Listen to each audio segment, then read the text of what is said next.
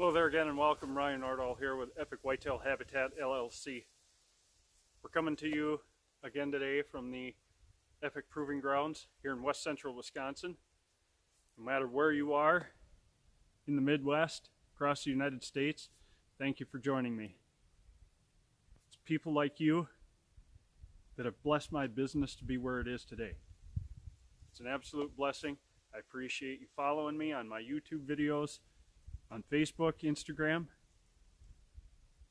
Very humbling. But we're out here on our proving grounds today, just giving the property a thorough scout, doing a little shed hunting.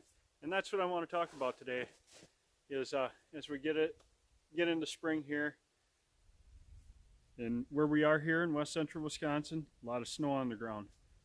We haven't been able to get out much the last month or so. Lots of snow on the ground. Anyway, shed hunting is a very fun thing to partake in. I do a lot of it every year. I put on the miles. I absolutely love it. It's a great way to spend an early March day. Unfortunately here, like I said, in west central Wisconsin, we've got a lot of snow on the ground, making it very difficult to find shed antlers right now. But shed antlers can be a great misconception. Just because you find a great side or a great set of antlers does not necessarily mean that that buck is going to be on your property come hunting season.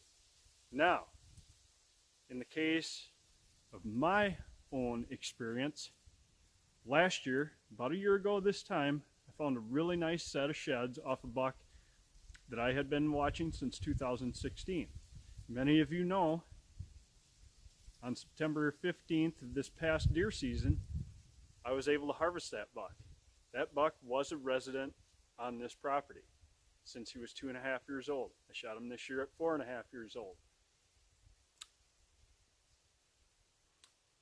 But the history of that buck and just the way I scouted him, knowing that he was coming to water, I knew he was a resident deer on this property, not going anywhere, and I was able to harvest him. But sheds can be very misleading.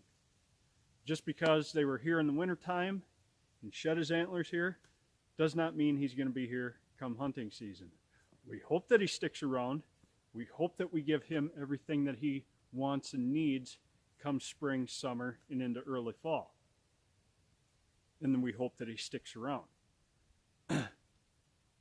But in a lot of cases, it's just not going to happen. We had a buck in our past that a good friend and I chased for a number of years. He was 8.5 years old when I found him, unfortunately.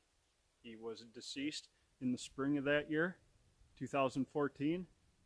We'd been watching that buck since 2009.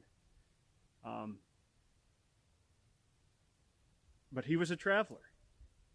In retrospect, it isn't that far from our proving grounds here to where my brother's farm is, to where my cousin's farm is, across the valley back here. He was on another neighboring property about 2 miles from here. Really not that far. So, you know, yes, a buck has a square mile range, anywhere up to 3 square mile range. But that doesn't necessarily mean that it's a square. It can be in the shape of a snake pattern, anything like that. But just because we would find his sheds here didn't necessarily mean that this was his home.